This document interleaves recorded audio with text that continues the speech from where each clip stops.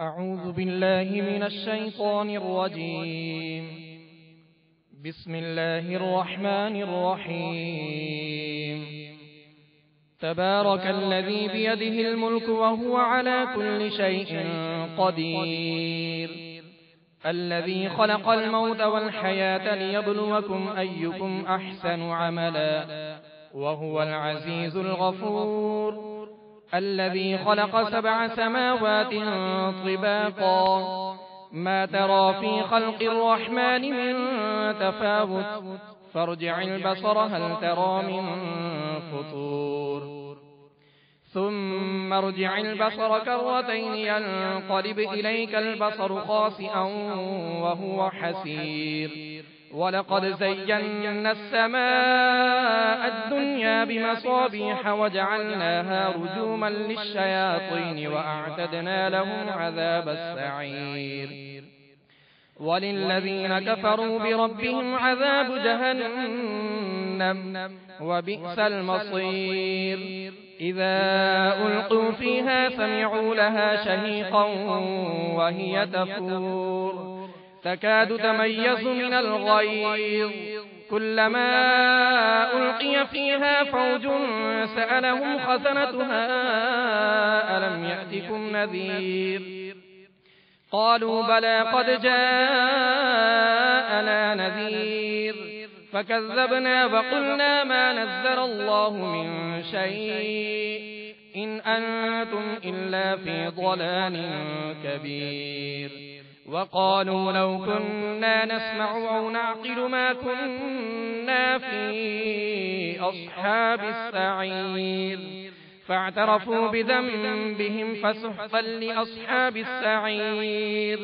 إن الذين يخشون ربهم بالغيب لهم مغفرة وأجر كبير.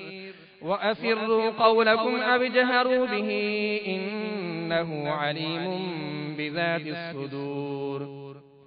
ألا يعلم من خلق وهو اللطيف الخبير. هو الذي جعل لكم الأرض ذلولا فامشوا في مناكبها وكلوا من رزقه وإليه النشور.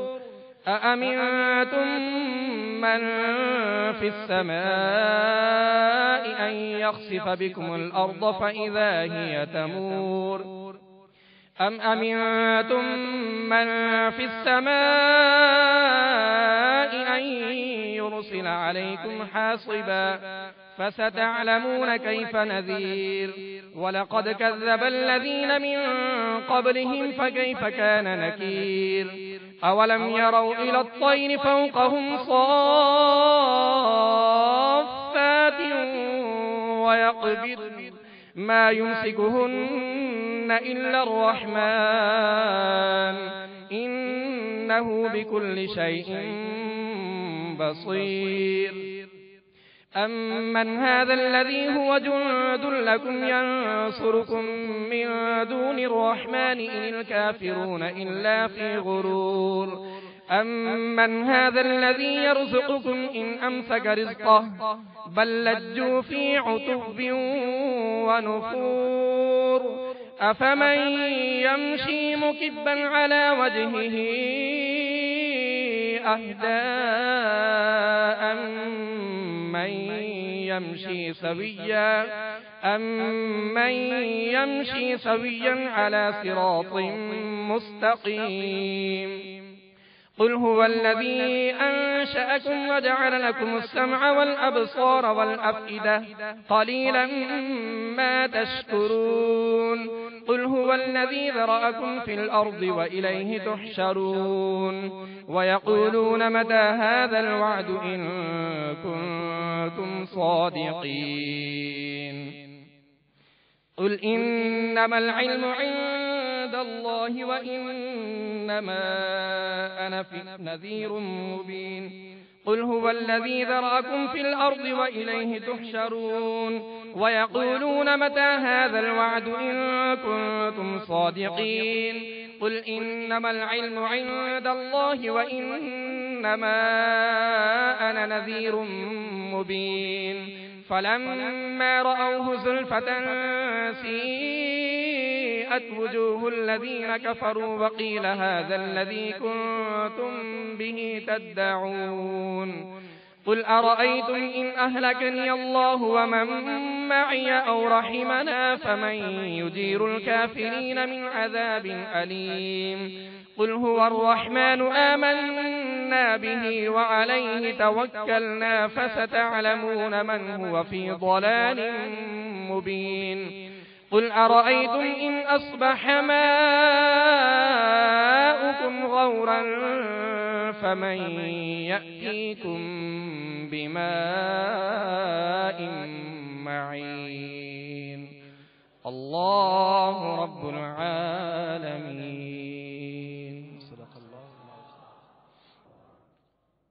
صلوا على الحبيب صلى الله تعالى على محمد. صلى الله عليك يا رسول الله وسلم عليك يا حبيب الله. مل کر پڑھ لیجیے. صلی اللہ علیک یا رسول اللہ وسلم علیک یا حبیب اللہ. عرش حق ہے مسند رفعت رسول اللہ کی. عرش حق ہے مسند رفعت رسول اللہ کی. دیکھنی ہے حشر میں عزت رسول اللہ کی. دیکھنی ہے حشر میں عزت رسول اللہ کی. قبر میں لہرائیں گے تا حشر چشم نور کے. قبر میں لہرائیں گے تا حشر چشم نور کے. جلوہ فرما ہوگی جب طلعت رسول اللہ کی. کافروں پہ تیغ والا سے گرے گی برق غضب. ابر آسا چھا گئی ہے بت رسول اللہ کی. لا ورب العرش جس کو جو ملا ان سے ملا. بٹتی ہے کونین میں نعمت رسول اللہ کی. عرش حق ہے مسند رفعت رسول اللہ کی. وہ جہنم میں گیا جو ان سے مستغنی ہوا ہے. خلیل اللہ کو حاجت رسول اللہ کی. سورج ان کے پاؤں پلٹے چاند اشارے سے ہو چاک. کندھے منکر دیکھ لے قدرت رسول اللہ کی. اندھے منکر دیکھ لے قدرت رسول اللہ کی. تجھ سے اور جنت سے کیا مطلب اے منکر دور ہو.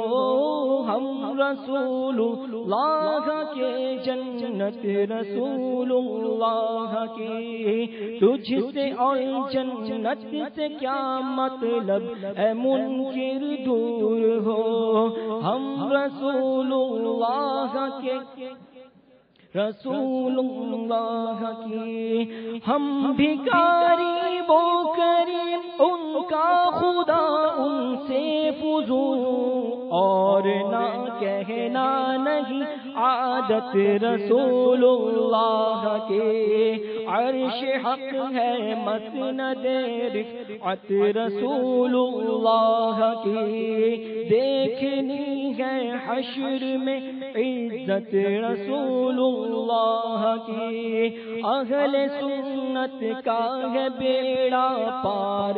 اصحاب حضور نجم ہے اور ناؤ ہے عطرت رسول اللہ کی، اہل سنت کا ہے بیڑا پار اصحاب حضور نجم ہے، اور ناؤ ہے عطرت رسول اللہ کی، خاک ہو کر عشق میں آرام سے سونا ملا، جان کی ایک سیر ہے الفت رسول اللہ کی، عرش حق ہے مسند رفعت رسول اللہ کی، دیکھنی ہے حشر میں عزت رسول اللہ کی، ٹوٹ جائیں گے گناہگاروں کے فوراً قید و بند، حشر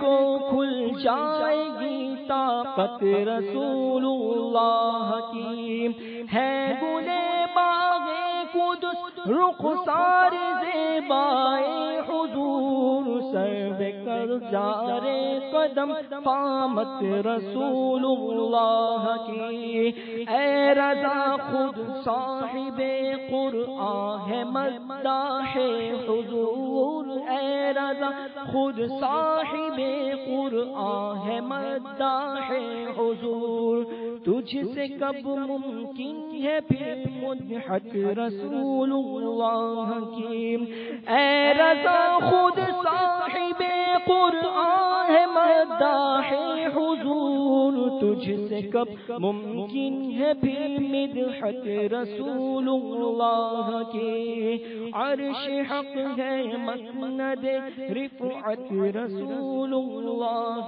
کی، دیکھنی ہے حشر میں عزت رسول اللہ کی۔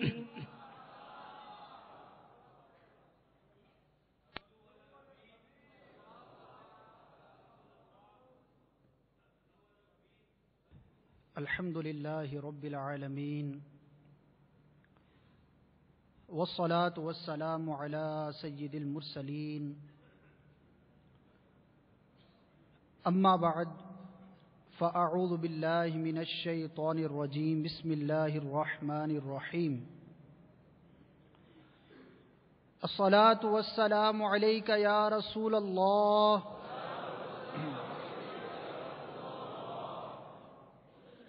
وعلى آلك وأصحابك يا حبيب الله،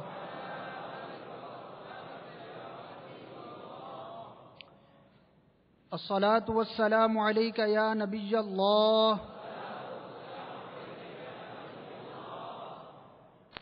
وعلى آلك وأصحابك يا نور الله،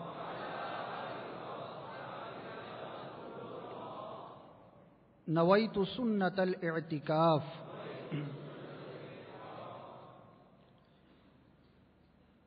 جب بھی مسجد میں حاضری ہو اپنی عادت بنائیے، ہاں کسی بھی مسجد میں ہوں،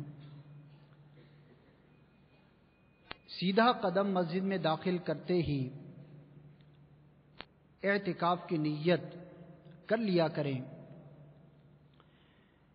جب تک مسجد میں رہیں گے آپ کو دیگر عبادات، خواہ و نماز ہو، اذکار ہوں، درود پاک ہو، تلاوت قرآن ہو، ان کے ساتھ ساتھ نفلی اعتکاف کا ثواب بھی ملتا رہے گا۔ امیر اہل سنت دامت برکاتہم العالیہ ہمیں نیتوں کا بہت زیادہ ذہن دیتے ہیں۔ عملی طور پر بھی آپ نے دیکھا ہوگا، مدنی مذاکرے کی ابتدا میں، بیان کی ابتدا میں خود بھی نیتیں فرماتے ہیں، سننے والوں کو بھی نیتیں ارشاد فرماتے ہیں۔ تو یہ جو نفلی اعتکاف کی نیت ہے، یہ بھی ایک نیت ہے۔ دل میں ارادہ کر لیا کہ میں اعتکاف سے ہوں، آپ کی نیت ہو گئی اور آپ کے ثواب کا سلسلہ جاری ہو گیا۔ ہفتہ وار اجتماع میں ہم سب شریک ہیں، بیان کا سلسلہ ہے، میں اور آپ بھی اچھی اچھی نیتیں کر لیتے ہیں۔ علم دین حاصل کروں گا، اللہ تبارک و تعالیٰ کے نام پر تعالی عز و جل سرکار کے نام پر درود پاک صلی اللہ تعالی علیہ وسلم، بزرگ صحابی کے نام پر رضی اللہ تعالی عنہ رحمت اللہ تعالی علیہ وغیرہ کے الفاظ زبان سے ادا کروں گا۔ اول تا آخر اجتماع میں شریک رہوں گا۔ جو مدنی پھول بیان کیے جائیں گے ضرورتاً اپنے پاس لکھتا بھی رہوں گا۔ اگر کوئی اسلامی بھائی میرے قریب آ بیٹھا تو کوشش کر کے اس کے لیے جگہ کشادہ کروں گا کہ یہ بھی سنت مبارکہ ہے۔ اجتماع میں جو کچھ سیکھا اس پر عمل کرنے کی بھی کوشش کروں گا، اور جو کچھ میں نے یہاں پر سیکھا اجتماع کے بعد دوسروں تک بھی پہنچانے کی کوشش کروں گا۔ پیارے آقا مکی مدنی مصطفیٰ صلی اللہ تعالی علیہ وآلہ وسلم کی ذات گرامی کل عالم کے لیے بے شمار برکات کا موجب ہے۔ علماء فرماتے ہیں کہ دنیا میں جو بھی نعمت تقسیم ہوتی ہے وہ ہمارے پیارے آقا صلی اللہ تعالی علیہ وآلہ وسلم کے صدقے اور طفیل سے ہی تقسیم کی جاتی ہے۔ سرکار پر درود پاک پڑھنا یہ بھی بہت بڑی عبادت اور اللہ تبارک و تعالی کے حکم کی بجا آوری ہے۔ ایک بہت ہی پیاری روایت جسے امام محمد غزالی رحمۃ اللہ تعالی علیہ اپنی مشہور زمانہ کتاب مکاشفۃ القلوب میں بھی نقل فرماتے ہیں۔ آپ فرماتے ہیں کہ جو شخص درود پاک پڑھتا ہے اللہ تبارک و تعالی اس کے سانس سے ایک بادل کو پیدا فرماتا ہے۔ بادل پیدا ہو گیا، اب بادل کا کام کیا ہے؟ برسنا۔ آپ نے بھی دیکھا ہوگا بادل برستے ہیں، ہر ایک کی زندگی کے اندر برسات کے مناظر ضرور شامل ہوتے ہیں، لیکن یہ ایک الگ تھلگ بادل ہے جو برستا تو ہے لیکن اس کی برسات کی برکات عام بادلوں سے بہت مختلف ہوا کرتی ہیں۔ وہ کیا؟ سنیے اور جھومیے۔ ارشاد فرمایا جب وہ بادل برستا ہے تو اس کے جو قطرے زمین پر گرتے ہیں اللہ تعالیٰ اس کی برکت سے سونے کو پیدا فرماتا ہے، اور جو قطرے اس کے پہاڑوں پر گرتے ہیں اللہ تبارک و تعالی ان قطرات کی برکت سے پہاڑوں میں چاندی کو پیدا فرماتا ہے۔ سونا چاندی تو پیدا ہوتا آپ نے سن لیا، لیکن جو تیسری برکت ہے انشاءاللہ وہ سنیں گے تو آپ کا دل جھوم اٹھے گا۔ مزید فرمایا کہ وہ درود پاک کی برکت سے پیدا ہونے والے بادل کی برسات، اس کا پانی اگر کسی کافر پر گر جائے اللہ تبارک و تعالی اس کو ایمان کی دولت سے مالا مال فرما دیتا ہے۔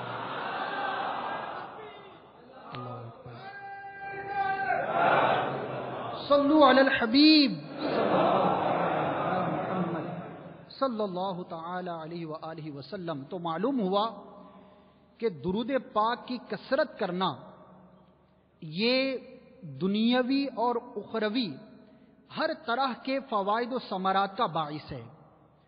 نیت کر لیجئے انشاءاللہ عز و جل ہم بھی اپنے محسن آقا صلی اللہ تعالی علیہ وسلم کی بارگاہ میں ہدیہ درود و سلام بکثرت پیش کیا کریں گے۔ آج شب جمعہ ہے، کل جمعہ کا دن ہے، اور جمعہ کے دن ہر نیکی کا ثواب بڑھا دیا جاتا ہے۔ اسی طرح درود پاک کی جو برکات اور اس کے ثمرات اور ثواب ہیں اللہ تبارک و تعالی جمعہ کے دن درود پڑھنے والوں کو عام دنوں میں درود پڑھنے والوں کے مقابلے میں بہت زیادہ ثواب عطا فرماتا ہے۔ تو انشاءاللہ عز و جل بکثرت درود پاک پڑھنے کی عادت بنائیں گے تو ہمیں بھی اس کی برکات ملیں گی، ہمارے گھر والوں کو ملیں گی، ہمارے محلے پر اللہ کی رحمت ہوگی، بلکہ جیسا کہ آپ نے روایت میں سنا، اس کی برکات تو ایسی ہیں کہ بعض اوقات کفار کو بھی ایمان کی دولت نصیب ہو جاتی ہے۔ اللہ تبارک و تعالی نے انسان کو دنیا میں بھیجا، بعض نے ایمان قبول کیا، ایمان لائے، اور بعض وہ ہے کہ جو ایمان نہ لائے۔ بعض احکامات تو وہ ہیں کہ جو تمام انسانوں کے لیے ہیں، اور بعض اللہ تبارک و تعالیٰ کے فرامین اور اس کے احکامات بالخصوص مسلمانوں کے لیے ہیں، جنہیں قرآن کے اندر یا ایھا الذین آمنو کہہ کے بیان کیا گیا، اے ایمان والو۔ احادیث کے اندر بھی اس طرح کے مضامین ہیں کہ جن میں بطور خاص ایمان والوں کو مخاطب کر کے ان کے لیے احکامات ارشاد فرمائے گئے۔ ایک مسلمان ہونے کے ناطے ہماری ذمہ داریاں، ہماری رسپانسبلٹیز ایک عام انسان سے کہیں زیادہ ہو جاتی ہیں، بڑھ جاتی ہیں۔ کسی پر جو بھی ذمہ داری ہے، اگر اس کا تعلق کسی اور شے کے ساتھ ہے تو اس کو آپ حق سے تعبیر کر سکتے ہیں۔ مثال کے طور پر ہم پر دو طرح کے حقوق ہیں۔ نمبر 1، حقوق اللہ، اللہ تبارک و تعالی کے حقوق۔ نمبر 2، حقوق العباد، بندوں کے حقوق۔ اب بعض تو وہ حقوق ہوئے کہ جن کا تعلق براہ راست اللہ تبارک و تعالی سے ہے۔ مثال کے طور پر ہم نماز پڑھتے ہیں، یہ خالصتاً اللہ تبارک و تعالی کا حق ہے۔ ہم روزہ رکھتے ہیں، کیوں رکھتے ہیں؟ کہ اللہ تبارک و تعالی کا حکم ہے۔ ہم اللہ تبارک و تعالی کی عبادت کرتے ہیں، یہ ہم پر اس کا حق ہے۔ اور دوسرے حقوق العباد کہ جن کا تعلق بندوں کے ساتھ ہے۔ اللہ تبارک و تعالی نے بندوں پر بندوں کے حقوق کو بیان فرمایا۔ علماء کرام نے حقوق اللہ کو بھی بڑی تفصیل کے ساتھ بیان کیا، اسی طرح سے حقوق العباد کو بھی بڑی وضاحت کے ساتھ بیان کیا۔ نہ حقوق اللہ غیر اہم ہیں، نہ حقوق العباد غیر اہم ہیں، لیکن آج آپ کی بارگاہ میں جو کچھ مدنی پھول پیش کرنے کی نیت سے حاضر ہوں، ان کا تعلق حقوق العباد کے ساتھ ہے۔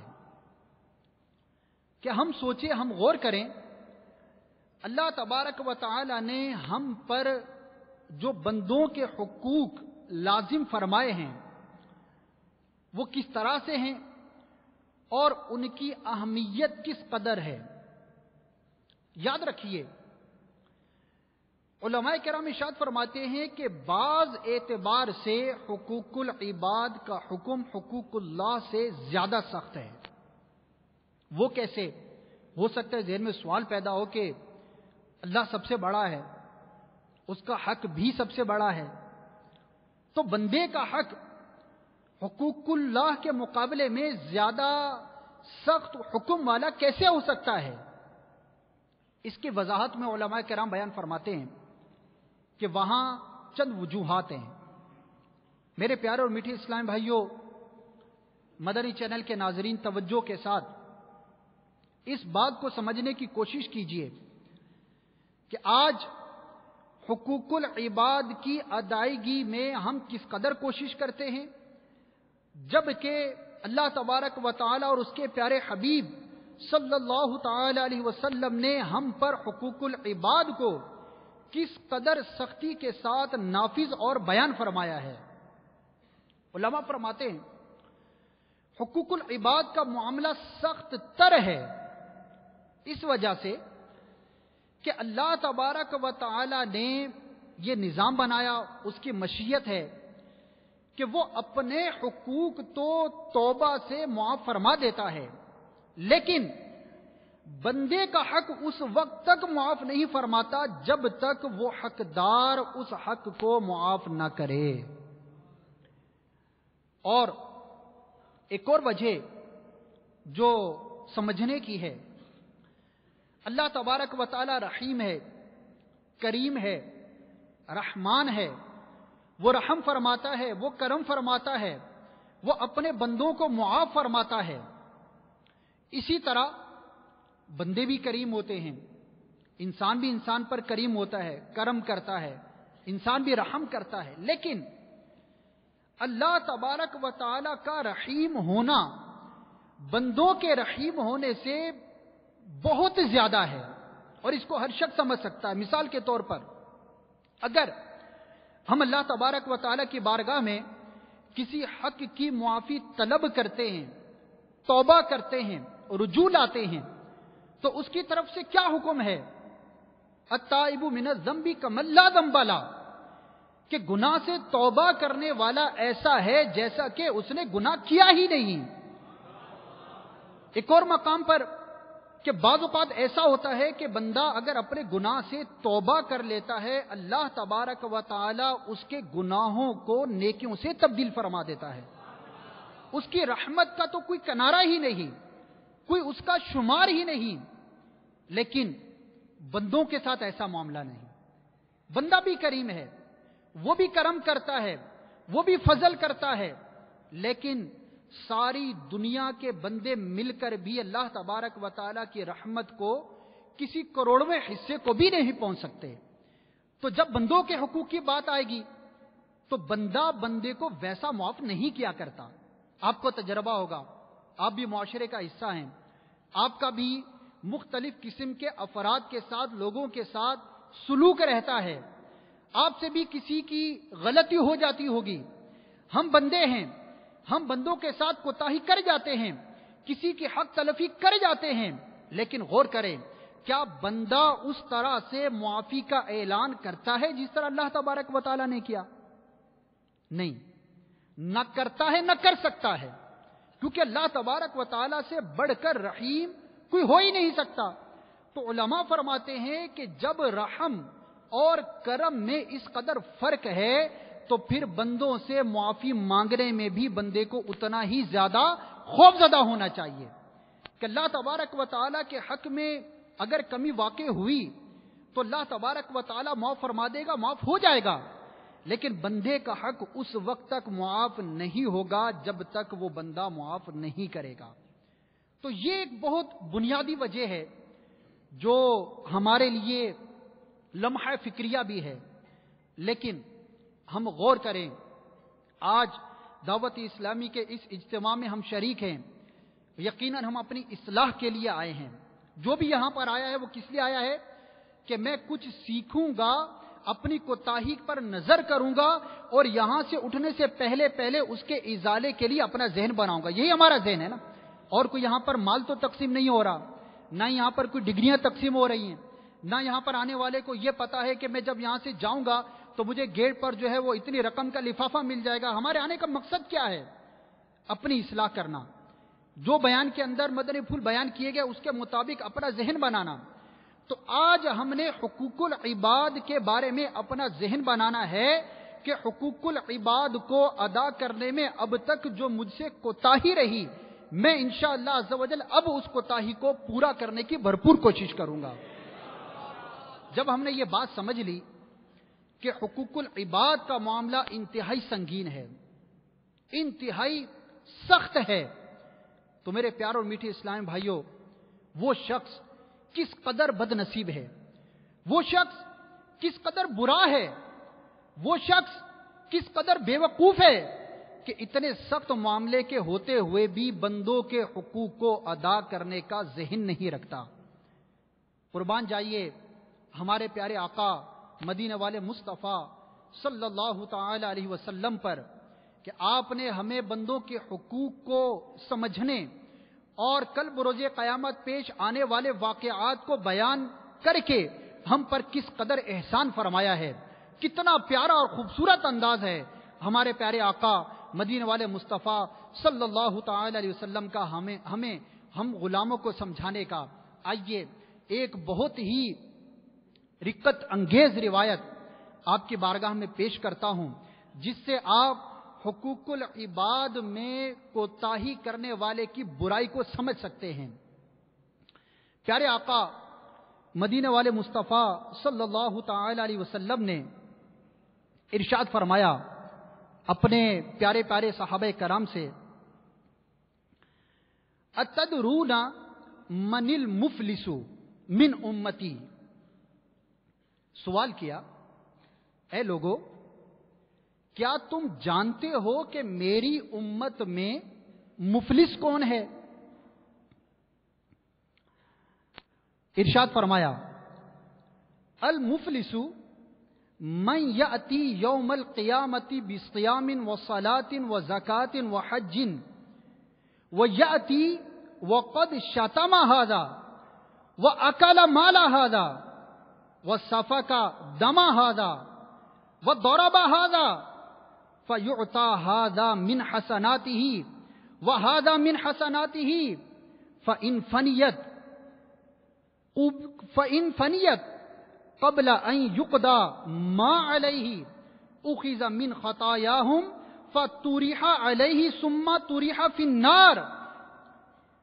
ارشاد فرمایا کہ میری امت میں سے کل بروز قیامت مفلس وہ شخص ہوگا کہ جو کل بروز قیامت اپنی نمازوں کی نیکیوں کے ساتھ آئے گا، حج کی نیکیوں کے ساتھ آئے گا اور روزے کی بڑی بڑی نیکیوں کے ساتھ آئے گا، لیکن اس کا حال کیا ہوگا؟ اس نے یہ نیکیاں تو کی ہوں گی، حج بھی بہت کیے اور روزے بھی بکثرت رکھے، اللہ تبارک و تعالیٰ کی بارگاہ میں نمازوں کا نذرانہ بھی پیش کیا، لیکن اس کا حال یہ ہے کہ اس نے کسی شخص کو گالی دی ہوگی، شتم ھذا، اس کو گالی دی، وہ اکل مال ھذا، اور کسی کا مال کھایا ہوگا، وہ سفک دم ھذا، اور اس حال میں آئے گا کہ اس نے کسی کا خون بہایا ہوگا، قتل کیا ہوگا، وہ ضرب ھذا، یا کسی کو مارا ہوگا۔ ارشاد فرمایا اس کی نیکیوں میں سے لے کر ان مظلوموں کو دے دیا جائے گا۔ میرے پیاروں میٹھے اسلامی ذرا تصور کیجئے کس قدر گھبراہٹ کا وہ عالم ہوگا اور کس قدر پریشانی میں مبتلا ہوگا وہ شخص کہ جو اپنے آپ کو نیکوکار سمجھتا ہے، روزوں کی، نماز کی، حج کی گنتی اس کی پوری ہے، قیامت کا منظر ہے، اتنی ڈھیر ساری نیکیاں لے کر کھڑا ہونے والا شخص دنیا میں حقوق العباد کو تلف کرنے کی پاداش کے اندر اس کی نیکیاں لے کر مظلوموں کو تقسیم کی جا رہی ہیں۔ یہ لے لو، اتنی نیکیاں اس کو دے دو، اچھا اس کو بھی مارا تھا، اتنی نیکیاں اس کو دے دو، اچھا اس کا بھی خون بہایا تھا، اتنی نیکیاں اس کو دے دو۔ اسی پر بس نہیں، اسی پر بس نہیں میرے پیاروں میٹھے اسلامی بھائیوں، اسی پر بس نہیں، اگر اس کی نیکیوں سے ان کے حقوق کا ازالہ نہ ہوا، اب معاملہ پھر پلٹے گا۔ اب کیا ہوگا کہ جو مظلوم لوگ ہوں گے ان کے گناہوں کو اب اس ظالم کے کندھوں پر ڈالنا شروع کر دیا جائے گا۔ ساری نیکیاں دے بیٹھا، اس کی زندگی بھر کی کمائی لٹ گئی، اللہ تبارک و تعالیٰ کی بارگاہ میں کھڑا ہے، مظلوم فریادوں پر فریاد کیے چلے جا رہے ہیں، اب مظلوموں کے گناہ اس کے کندھے پر ڈالے جا رہے ہیں، کیسی بے کسی کا عالم ہوگا۔ پھر آخری الفاظ کتنے ڈرا دینے والے ہیں، کس قدر ڈرا دینے والے ہیں۔ ارشاد فرمایا ثم طرح فی النار، بالآخر یہ ہوگا، بالآخر یہ ہوگا، اس کو جہنم میں ڈال دیا جائے گا۔ میرے پیارے اور میٹھے اسلام بھائیوں اور مدنی چینل کے ناظرین، ذرا غور تو فرمائیے، ایک لمحے کے لیے توجہ کیجئے، یہ مثال کے طور پر حدیث کے اندر چند باتوں کو بیان کیا گیا، ہم غور کریں آج ہمارا معاملہ کیا ہے۔ اگر ہمارے ساتھ کل بروز قیامت یہ معاملہ درپیش ہو گیا تو ہمارا بنے گا کیا؟ حضرت سیدنا سفیان ثوری رحمۃ اللہ تعالی علیہ ارشاد فرماتے ہیں،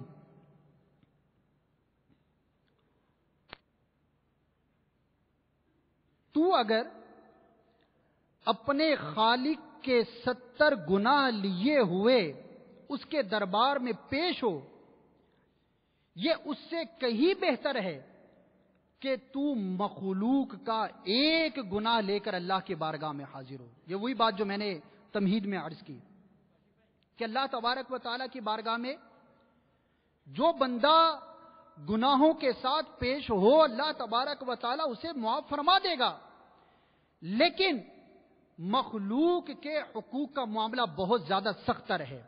جیسے کہ آپ نے یہ قول سنا کہ اللہ کی بارگاہ میں 70 گناہ لے کر حاضر ہونا اس سے بہتر ہے کہ مخلوق کا ایک حق تلف کر کے اس کی بارگاہ میں پیش کیا جائے بندے کو۔ اب اس کا مطلب یہ نہیں کہ اللہ تبارک و تعالیٰ کے حقوق کی جو ہے وہ خلاف ورزی کی جائے کہ پرواہ نہیں، وہ تو بہت رحیم ہے، وہ تو بہت کریم ہے، وہ تو رحم فرمانے والا ہے، معاف کر دے گا۔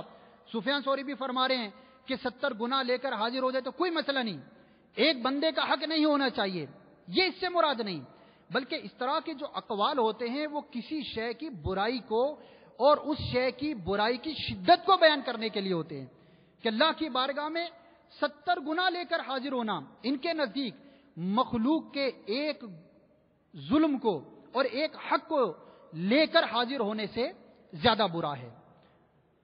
اسی طرح مزید حضرت عبداللہ ابن انیس رحمت اللہ تعالی علیہ کی روایت ہے، اللہ تبارک و تعالیٰ کی بے نیازی حقوق العباد کے طلب کرنے والوں کی برائی کے لیے اس قول کو دل کے کانوں سے سنیے۔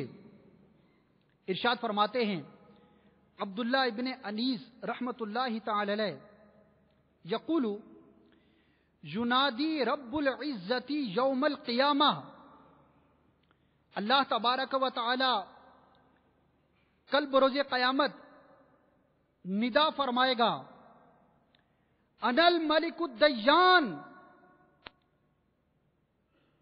لا ينبغي لأحد من أهل النار أن يدخل النار ولا ينبغي لأحد من أهل الجنة ولأحد عنده مظلمة حتى اقتص له منه۔ اس کا مفہوم کچھ یوں ہے، اللہ تبارک و تعالیٰ کل بروز قیامت اعلان فرمائے گا کہ میں بدلہ دینے والا مالک ہوں، انا الملک الدیان، میں فیصلہ کرنے والا ہوں، میں بندوں کے درمیان عدل کرنے والا ہوں۔ جب تک بندوں کے حقوق ادا نہ کر دیے جائیں، بندوں کے حقوق کا فیصلہ نہ کر دیا جائے، اس وقت تک نہ کوئی جنتی جنت میں اور نہ ہی کوئی جہنمی جہنم میں داخل کیا جائے گا۔ کتنا سخت ہے معاملہ، ان روایات پر ذرا غور فرمائیے۔ اگرچہ کوئی جنتی قرار دے دیا گیا، کوئی دوستی قرار دے دیا گیا، لیکن اس وقت تک ان کو داخلے کی اجازت نہیں ملے گی جب تک کہ ان کے حقوق کا آپس میں فیصلہ نہ کر لیا جائے۔ میرے پیارے اور میٹھے اسلام بھائیوں اور مدنی چینل کے ناظرین، مزید سنیے، حضرت وہب بن منبہ رحمت اللہ تعالی علیہ ارشاد فرماتے ہیں، ایک نوجوان نے ہر قسم کے گناہوں سے توبہ کی۔ بنی اسرائیل کا یہ واقعہ ہے، کوئی اس زمانے کا شخص تھا، اس نے اللہ تبارک و تعالیٰ کی بارگاہ میں رجوع کیا، سب گناہوں سے توبہ کر لی، اللہ تبارک و تعالیٰ کی عبادت میں مشغول ہو گیا، اور عبادت میں بھی کیسا مشغول ہوا، اس کا حال یہ تھا کہ وہ سارا دن روزہ رکھتا، لگاتار روزے رکھتا، پورا مہینہ پورا سال روزہ رکھتا، اور ہر شب کو شب بیداری کرتا، دن کو روزہ، رات کو جا کر اللہ تبارک و تعالیٰ کی بارگاہ میں عبادت بجا لاتا، یہاں تک کہ اس کا انتقال ہو گیا۔ اس کو مرنے کے بعد کسی نے خواب میں دیکھا، جاننے والے نے دیکھا جو اس کی عبادات کو جانتا تھا کہ یہ اتنا بڑا عبادت گزار تھا، اتنا بڑا عبادت گزار تھا کہ دن کو روزہ، رات کو اللہ تبارک و تعالیٰ کی عبادت.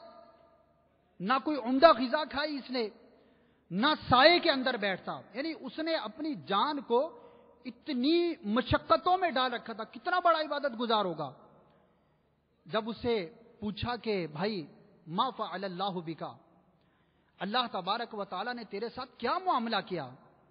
اب ظاہر ہے کہ جو اس طرح کا سوال کرنے والا ہوگا اس کے ذہن میں ہوگا کہ اتنا بڑا عبادت گزار ہے، اللہ تبارک و تعالیٰ کی بارگاہ میں بہت بڑا اس کو رتبہ اور مرتبہ حاصل ہوا ہوگا. لیکن اس نے کیا جواب دیا؟ اے وہ لوگوں کہ جو بعض اوقات ظلم کو کم سمجھ کے، حق کو چھوٹا سمجھ کے تلف کر دیتے ہو. یار 2 ہی تو روپے ہیں، کیا مسئلہ ہے؟ کنڈکٹر نے کرایہ مانگا تو جھوٹ بول دیا، یار میرے پاس کھلے نہیں ہیں، 1 روپیہ نہیں، 1000 کو نوٹ دوں. ٹھیک ہے 1 روپیہ بچا لیا، 1 ہی تو روپیہ ہے یار، کیا ہے؟ دودھ والے کے 2 روپے دینے ہیں تو بھولا دیا. اگر کوئی اپنا حق طلب کرے تو جواب ملتا ہے یار 2 روپے میں کون سا تم محل بنا لو گے، کون سا امیر ہو جاؤ گے؟ بھائی یہاں پر عمارت یا غربت کا سوال ہی نہیں ہے، اس کا حق ہے آپ کو ادا کرنا ہے. وہ 1 روپیہ ہے، 2 روپے ہیں یا 10 روپے ہیں یا 10,000 ہیں، قرضہ لے لیا کسی سے، ادا نہیں کر رہے، کھا گئے، دھمکیاں دے دی. اور اگر کوئی ترغیباً کہہ دے کہ بھائی اس کا قرضہ ادا کر لو، یار اتنا بڑا امیر آدمی ہے، 100 روپے نہیں ملیں گے تو کون سا مر جائے گا. اس طرح کے جوابات عام طور پر معاشرے میں ہوتے ہی نہیں ہوتے ہیں نا. اور حق کو ہلکا سمجھا جاتا ہے کہ یار میں نے کون سا اس کا بڑا نقصان کیا. واقعی حقیقت ہے جب بھی لفظ ظلم ہم سنتے ہیں، جب بھی کوئی حق تلفی کا لفظ ہمارے کانوں سے ٹکراتا ہے تو ذہن میں کیا آتا ہے؟ ظالم کون؟ جس نے ڈکیتی کی ہو. ظالم کون؟ جس نے قتل کیا ہو. ظالم کون؟ جس نے کسی کی آنکھ پھوڑ دی ہو. ظالم کون؟ جو کسی کا لاکھوں کا قرضہ دبا بیٹھا ہو. ظالم کون؟ جس نے کسی کی ٹانگ توڑ دی، ہاتھ توڑ دیا، منہ توڑ دیا. ظالم کون؟ جس نے اتنا بڑا کسی کا نقصان کر دیا ہو. میرے پیارے اور میٹھے اسلام بھائیوں اور مدنی چینل کے ناظرین، یاد رکھیے کہ ظلم ظلم ہے، حق تلفی ہے. امام غزالی رحمت اللہ تعالی علیہ ارشاد فرماتے ہیں کیمیہ سعادت میں، یہاں تک آپ نے بیان فرمایا حقوق العباد کے باب کے اندر کہ اگر 2 مسلمان ایک برتن کے اندر کھانا کھا رہے ہیں اور اس میں کوئی ایک ہی شے ہے جو کہ دونوں کے لیے اس کا حق ہے، لیکن اگر ان دونوں میں سے وہ اس ایک شے کو کوئی پورے کا پورا ایک شخص کھا لے تو اس نے اپنے ساتھی کا حق ادا نہیں کیا. غور تو فرمائیں حقوق العباد کس قدر ہے اور کتنی چھوٹی بات پر حق تلفی کا بندہ مرتکب ہو سکتا ہے. لیکن کیا کرے، غفلت کا اپنے دل کو منا لیتے ہیں کہ میں نے کون سا اس کا اتنا بڑا نقصان کیا ہے، یار میں نے اس کو جھاڑا ہی تو ہے، کون سا میں نے 2 لگائی ہیں، خالی آنکھیں تو دیکھی ہیں میں نے، کون سا اس کو مار دیا ہے جو اتنا ناراض ہو رہا ہے. کوئی اگر ناراض ہو جائے تو ہم کیا بولتے؟ یار 2 جملے تو کہتے، میں نے کون سا تمہیں جو ہے وہ اتنا زیادہ مار دیا کہ تم ناراض ہو رہے ہو. میرے پیاروں میٹھے اسلام بھائی اور مدنی چینل کے ناظرین، اس واقعے کا جو آخری حصہ میں اب بیان کرنے جا رہا ہوں ان سب سوالات کے جواب پر مشتمل ہے کہ حق چھوٹا ہو یا بڑا اس پر کیسی گرفت ہو سکتی ہے. تو ابھی جو واقعہ بیان کیا، اتنا عبادت گزار، اتنی بڑی اللہ تبارک و تعالیٰ کی عبادت کرنے والا کیا جواب دے رہا ہے کہ میں جب اللہ کی بارگاہ میں حاضر ہوا، میرا اعمال نامہ اللہ تبارک و تعالیٰ کی بارگاہ میں پیش کیا گیا، اس نے مجھ پہ کرم فرمایا، میرے گناہوں کو معاف فرما دیا. اچھا پھر، لیکن بغیر اجازت کسی کا تنکا لے کر خلال کرنے کی وجہ سے ابھی تک جنت سے روک دیا گیا ہوں. میرے پیاروں میٹھے اسلام بھائیوں، لمحہ فکریہ ہے، غور فرمائیے. ہم اپنے گریبانوں میں جھانک کر ذرا تصور تو کریں. ایک تنکا، کوئی لکڑیوں کا بہت بڑا گٹھڑ نہیں بیان کیا جا رہا، کسی کی بہت قیمتی لکڑی اس نے نہیں ماری، نہیں چورائی. ایک تنکا جو کہ خلال کے کام کا تھا. دانتوں میں خلال کرنے کے لیے کتنی قیمتی لکڑی چاہیے ہوتی ہے. ایک تنکا بظاہر کتنی معمولی شے ہے، لیکن وہ جواب دے رہا ہے کہ اے پوچھنے والے، اے مجھ سے سوال کرنے والے، اس ایک تنکے کو بغیر اجازت لینے کی وجہ سے اب تک جنت میں داخلے سے روک دیا گیا ہوں۔ میرے پیاروں میٹھے اسلام بھائیوں اور مدنی چینل کے ناظرین، ڈر جائیے، اللہ تبارک و تعالیٰ کی بارگاہ میں توبہ بجا لائیے۔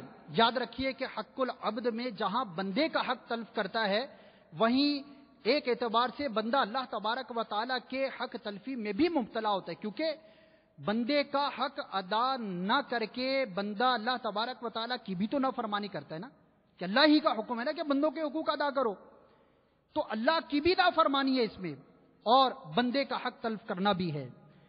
ہمارے بزرگان دین، ہمارے اسلاف کرام، اللہ تبارک و تعالیٰ کی ان پر رحمت ہو اور ان کے صدقے ہماری مغفرت ہو۔ کیا ان کی شان ہے، جب ان کا نام زبان پر آتا ہے تو رحمت کی دعا زبان سے نکلتی ہے۔ تو یہ کیسے لوگ ہوا کرتے تھے؟ ان کے خیالات اور ان کی سوچیں اللہ تبارک و تعالیٰ کے حقوق کے ساتھ ساتھ حقوق العباد کو ادا کرنے کا جذبہ کیسا یہ اپنے دل میں پایا کرتے تھے۔ سنیے، حضرت قاضی شریح رحمت اللہ تعالی علیہ ارشاد فرماتے ہیں، تم رشوت سے بچو، رشوت سے بچو، کہ یہ حکیم لوگوں کی آنکھوں کو بھی اندھا کر دیتی ہے۔ آج رشوت لے کر بندوں کے حق کو تلف کیا جاتا ہے، آج رشوت لے کر ہم دوسروں کے حقوق کو دبا دیتے ہیں، فیصلے غلط کر بیٹھتے ہیں، ہم عدل نہیں کرتے، انصاف نہیں کرتے، سامنے والے کا مال ہماری آنکھوں میں دھول جھونک رہا ہوتا ہے۔ قاضی شریح کی یہ بات پھر سے سنیے، کیا ارشاد فرمایا؟ رشوت سے بچو فَإِنَّهَا تُعْمِي عَيْنَ الْحَكِيمِ، رشوت سے بچو کہ رشوت حکیم شخص کی آنکھوں کو بھی اندھا کر دیتی ہے۔ کتنی بنیادی بات ارشاد فرمائی، حکیم کی آنکھ کو، یہ قابل توجہ بات ہے۔ عام بندہ تو عام بندہ رہا، جو حکمت والا ہے، دانائی والا ہے، ہوش مند ہے، لیکن اگر وہ رشوت کا عادی ہو جائے تو وہ بھی گویا کہ اندھا ہو جاتا ہے۔ رشوت سے بچو۔ اللہ تبارک و تعالیٰ کے ایک اور پیارے ولی حضرت سیدنا حسن بصری رحمت اللہ تعالی علیہ ارشاد فرماتے، آپ کے سیرت کے اندر یہ واقعات بکثرت ملتے ہیں کہ آپ بڑے بڑے مالداروں کو، صاحب منصب لوگوں کو بھی نیکی کی دعوت دیا کرتے تھے۔ آپ کا منصب تھا، آپ کی عادت مبارکہ بیان کی گئی کہ آپ جب کسی حاکم کو دیکھتے، کسی صاحب منصب شخص کو دیکھتے کہ وہ غرباء میں صدقہ تقسیم کر رہا ہے، کچھ چیز بانٹ رہا ہے، وہ رقم ہو، درہم ہو، دینار ہو، یا کوئی غلہ ہو، اناج ہو، کچھ بھی ہو، تو آپ کیا ارشاد فرماتے؟ ارشاد فرماتے، اے صدقہ دینے والے، اے صدقہ دینے والے، اے اللہ تبارک و تعالیٰ کی راہ میں خیرات کرنے والے، خرچ کرنے والے، سن، تو نے جس پر ظلم کیا ہو اس پر رحم کر اور اس کی داد رسی کر، کہ یہ کام صدقات سے بڑھ کر بہت زیادہ بہتر ہے۔ آپ ذرا غور کیجئے اس قول کی گہرائی میں کہ صدقہ دینا ہے لیکن یہ نفل ہے۔ صدقہ کیا ہے؟ نفل ہے۔ زکوٰۃ، فطرہ جو صدقات واجب ہیں اس کے علاوہ کی بات ہو رہی ہے۔ رائے خدا عز و جل میں خرچ کرنا یقیناً ثواب ہے، لیکن چونکہ حاکم لوگ، صاحب منصب لوگ، صاحب وجاہت لوگ، جن کی کچھ سنی جاتی ہو، جن کے ماتحت کچھ لوگ کام کرتے ہوں، جو کچھ لوگوں پر غلبہ اور تسلط پاتے ہوں، عام طور پر ظلم میں اور بندوں کے حقوق کو ادا کرنے میں، کوتاہی کرنے میں مبتلا ہو جاتے ہیں۔ تو حسن بصری رحمت اللہ تعالی علیہ ایسوں کو نصیحت کرتے ہوئے ارشاد فرماتے ہیں کہ اے شخص، صدقہ کرنے سے اس شے پر توجہ کرنا تیرے لیے زیادہ ضروری ہے کہ اگر تو نے کسی پر ظلم کیا ہے، کوئی شخص تیرے ماتحت ہے، کوئی تیرے پاس فریادی ہے، تیرے پاس آ کر فریاد کرنے والا ہے، تو اس کی فریاد رسی کر، یہ تجھ پر زیادہ لازم ہے اس سے پہلے کہ تو لوگوں کے درمیان جو ہے وہ صدقہ نافلہ کرے۔ واقعی میرے پیارے اور میٹھے اسلام بھائیوں اور مدنی چینل کے ناظرین، حقیقت یہی ہے کہ بعض اوقات کیا ہوتا ہے کہ بعض اوقات ہم نفلی عبادت کے اندر تو مصروف ہو جاتے ہیں، لیکن بعض صدقات واجبہ یا اللہ تبارک و تعالیٰ کی طرف سے لازم کیے گئے امور سے غفلت کا شکار ہو جاتے ہیں، اور اس کی مثالیں بکثرت آپ کو ملیں گی۔ اور اس کی وجہ کیا ہوتی ہے؟ کم علمی، جہالت، کیونکہ کیا شے مجھ پر کتنی لازم ہے، پہلے مجھ پر کیا لازم ہے، بعد میں مجھ پر کیا لازم ہے، مجھ پر ماں کا حق پہلے ہے یا بیوی کا حق پہلے ہے، مجھ پر بھائی کا حق پہلے ہے یا باپ کا حق پہلے ہے، مجھ پر دوست کا حق پہلے ہے یا بھائی کا حق پہلے ہے، مجھ پر اپنے ہمسائے کا حق پہلے ہے یا اس دوسرے محلے کے شخص کا حق پہلے ہے۔ اسی طرح اگر غور کرتے چلے جائیں تو حقوق کی جو تقسیم ہے اور ہر بندے کے حسب حال جو اس پر لازم اور ضروری ہے اس کا ہمیں علم کہاں، کیونکہ علم ہم نے سیکھا نہیں، ہمارے پاس وقت نہیں، ہمارے پاس علم حاصل کرنے کا جذبہ نہیں، ہمارے پاس وہ ذہن اور سوچ نہیں کہ ہم اس چیزوں کا علم حاصل کریں کہ مجھ پر کیا شے پہلے لازم ہے اور کیا شے بعد میں لازم ہے۔ یاد رکھیے کہ ہمیں علم ہونا ضروری ہے کہ کون سی شے مجھ پر لازم ہے اور کون سی شے مجھ پر لازم نہیں، کروں تو ثواب ہے، نہ کروں تو گناہ نہیں۔ اسی طرح یاد رکھیے حقوق العباد کے ضمن میں ایک بہت پیاری اور وسیع بات ہمیں یہ بیان کی گئی کہ جہاں حقوق العباد کی بات آتی ہے تو وہیں اس کا مفہوم بہت وسیع ہو جاتا ہے۔ عام طور پر کیا ہوتا ہے، جیسے حقوق العباد کا لفظ دوران بیان کئی مرتبہ دہرایا گیا۔ اچھا، عموماً ہمارے ذہن میں کیا آتا ہے حقوق العباد سے؟ ماں باپ کا حق، اولاد کا حق، میاں بیوی کا آپس میں حق، پڑوسی کا حق، اسی طرح سے استاد کا حق، پیر کا حق وغیرہ۔ لیکن یاد رکھیے کہ اس کے ضمن میں علماء کرام نے اپنی جان کا حق بھی بیان فرمایا ہے۔ بندے پر اپنی جان کا بھی حق ہے کہ جہاں اس کو دیگر افراد کے حقوق کا خیال رکھنا ہے، وہیں پر اس کو اپنی جان، اپنے جسم جو کہ اللہ تبارک و تعالیٰ کی ایک عظیم نعمت ہے، اس کا بھی خیال رکھنا ضروری ہے۔ ایک بہت بڑی غلطی جس کا ہم عام طور پر شکار ہوتے ہیں، ایک یہ مدنی پھول اپنے دل کے مدنی گلدستے میں سجا لیجئے۔ اسلام کی جہاں بے شمار خوبیاں ہیں، بلکہ اسلام سراپا خوبی ہے، کہ اسلام خوبی ہی خوبی ہے۔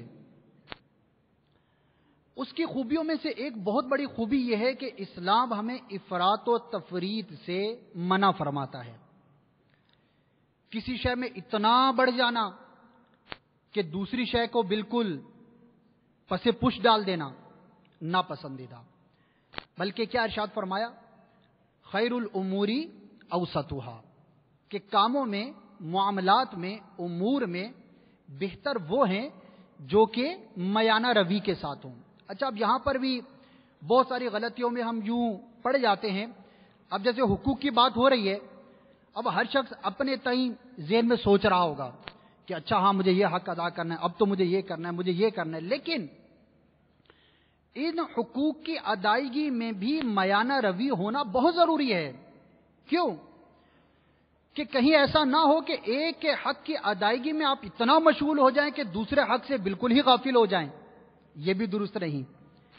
ہماری یہ آزمائش ہے، اور ایک مسلمان سلیم الطبع میانہ رو ہوتا ہے، وہ کسی بھی شے کے اندر وہ اس طرح انتہا کے اندر مبتلا نہیں ہوتا کہ دوسرے کے حق کو بالکل ہی وہ پیچھے چھوڑ دے۔ مثال کے طور پر ماں باپ کے حقوق بیان کیے جاتے ہیں، بکثرت بیان کیے جاتے ہیں، آج بھی انشاءاللہ بیان ہوں گے، لیکن ایسا نہیں کہ ماں باپ کے حقوق میں آپ اس قدر مشغول ہو گئے کہ آپ نے اپنے بچوں اور بیوی کے حقوق کو ادا کرنا چھوڑ دیا۔ اگر ایسا کریں گے تو بھی غلط کریں گے۔ اسی طرح سے ماں اور باپ دونوں کے حقوق ہیں، اور دونوں کے حقوق میں زیادہ حق جو ہے وہ ماں کا بیان کیا گیا۔ جیسا کہ ایک روایت کے اندر ہے کہ کسی نے پوچھا یا رسول اللہ صلی اللہ تعالی علیہ وسلم مجھ پر سب سے پہلا اور بڑا حق کس کا ہے؟ فرمایا تیری ماں کا. پھر پوچھا کس کا؟ فرمایا تیری ماں کا. پھر پوچھا کس کا؟ فرمایا تیری ماں کا. پھر چوتھی مرتبہ پوچھا تو فرمایا تیرے باپ کا. یعنی کہ ماں کے حقوق کو بہت زیادہ تاکید کے ساتھ بیان کیا گیا ہے، لیکن اس کا مطلب یہ نہیں کہ آپ ماں کے حقوق پہ اتنا پڑ گئے کہ باپ کی دل آزاری کے اندر مبتلا ہو گئے، افراط و تفریط ہو جائے گی. یہ بھی غلط ہے.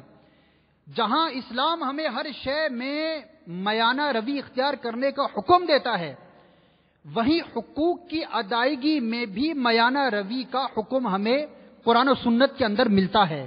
آئیے آپ کو ایک بہت ہی پیاری روایت، وہ صحابی بھی بہت پیارے ہیں اور روایت بھی بہت پیاری ہے. حضرت سیدنا ابن عمر رضی اللہ تعالیٰ عنہ، قربان جائیے، ان کی بہت بڑی شان ہے، بہت ہی بڑی شان ہے.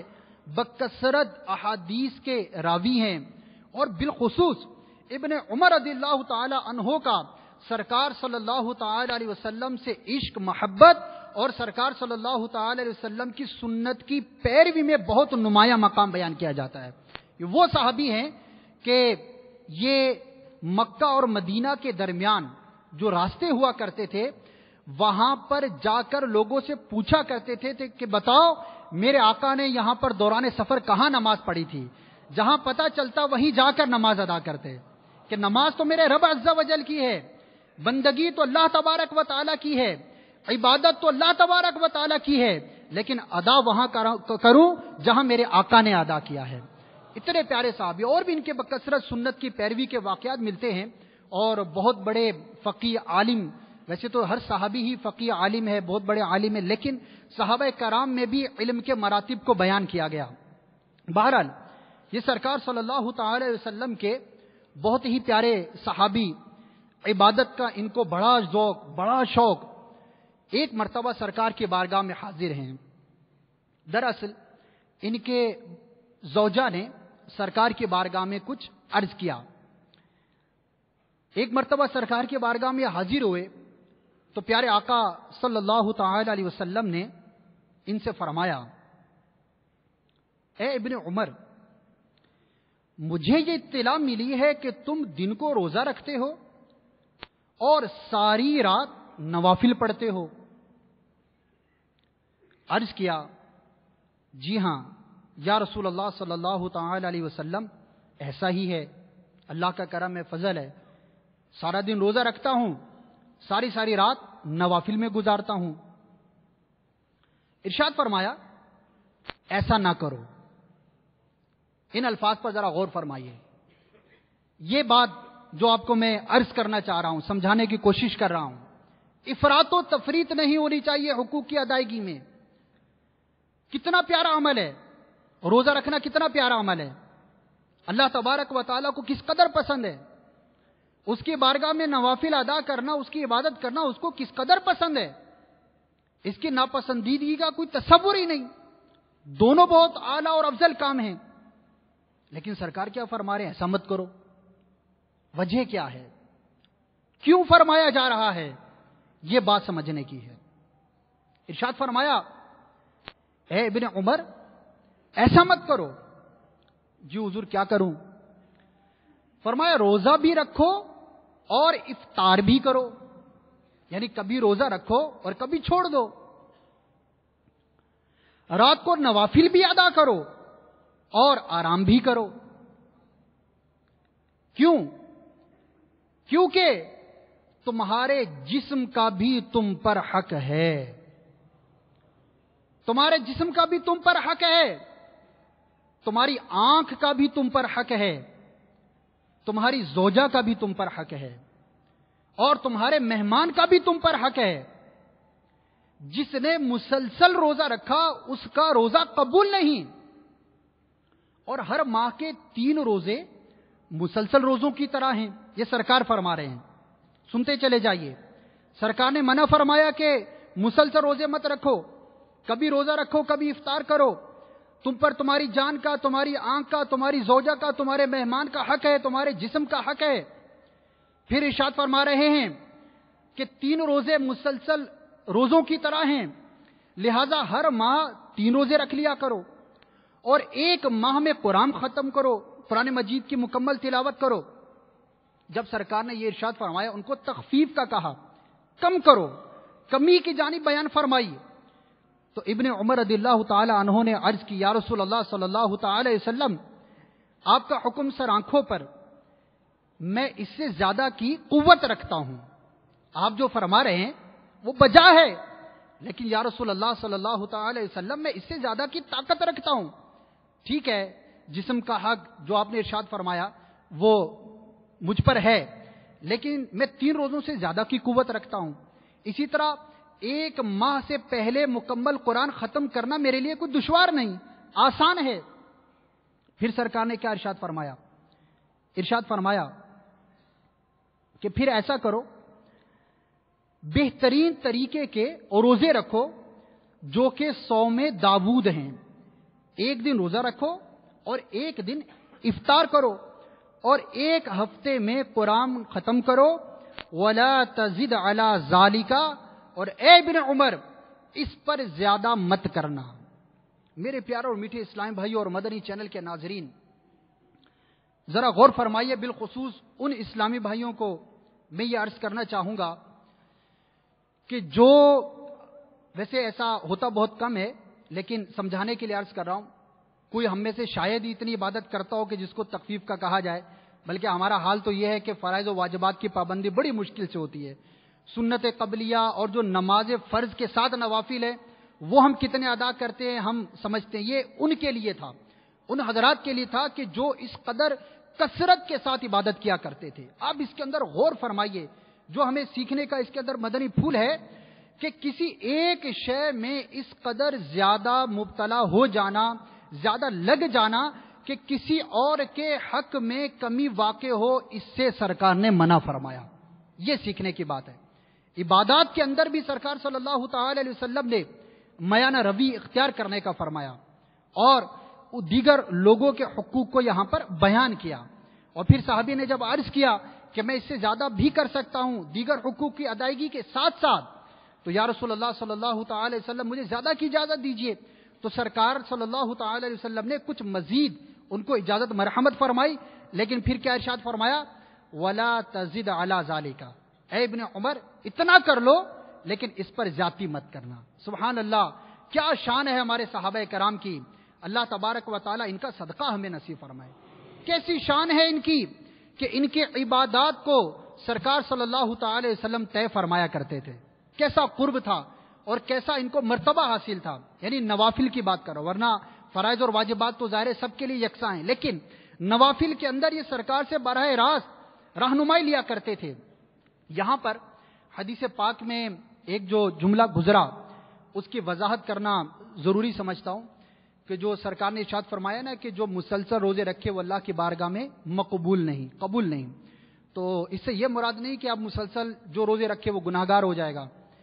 اس کی وضاحت میں اس کے نیچے ہی حدیث کی شرح کے اندر علماء کرام نے بیان فرمایا ہے کہ حدیث پاک کا جو یہ حصہ ہے کہ مسلسل روزے رکھنا اللہ کی بارگاہ میں قبول نہیں، یہ اس وقت کے لیے ہے جب اس کے سبب کسی اور حق کی کوتاہی لازم آ رہی ہو، کہ کوئی شخص مسلسل روزے رکھتا چلا جا رہا ہے، اب وہ اتنا جو ہے وہ نقاہت کا شکار ہو گیا کہ فرض نماز ہی اس سے ادا نہیں کی جا رہی، اب نیند کا ایسا غلبہ نقاہت کی وجہ سے ہو گیا کہ اس کی نمازیں چھوٹ رہی ہیں، قضا ہو رہی ہے، تو اب ایسے روزے رکھنے سے منع کیا جائے گا۔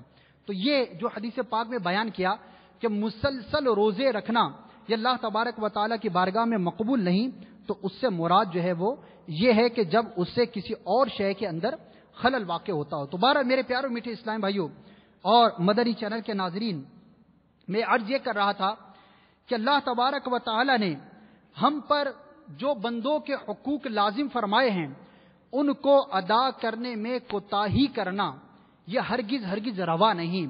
آج اللہ تبارک و تعالیٰ نے ہمیں زندگی کی نعمت سے سرفراز فرمایا، ایک مرتبہ پھر سمجھیے کہ ہمیں موقع دیا گیا۔ دعوت اسلامی کے اجتماع میں حاضر ہونے والے اسلامی بھائیوں، ہمت کیجئے اور غور کیجئے، حقوق العباد کا معاملہ انتہائی سخت ہے۔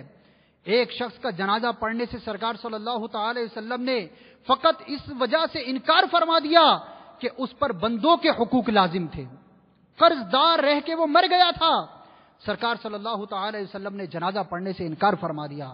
میرے پیاروں میٹھے اسلام بھائیوں اور مدنی چینل کے ناظرین، غور فرمائیے کہ بندوں کے حقوق کی طلب اللہ تبارک و تعالیٰ کی بارگاہ میں کس قدر ہے، اور آج ہمارے دل کے اندر حقوق العباد کو ادا کرنے کا جذبہ کس قدر ہے. دونوں کو کمپیئر کر لیجئے، آپ کو اندازہ ہو جائے گا کہ آج ہم اللہ تبارک و تعالیٰ کے بندوں کے مخلوق خدا کے حقوق ادا کرنے میں کس قدر غفلت کا شکار ہیں. ایک تو غفلت کا شکار پہلے ہی سے تھے، دوسرا شیطان نے ہمیں ایک الٹی چال کی طرف لگا دیا اور ہمارا ذہن کیا بنا دیا.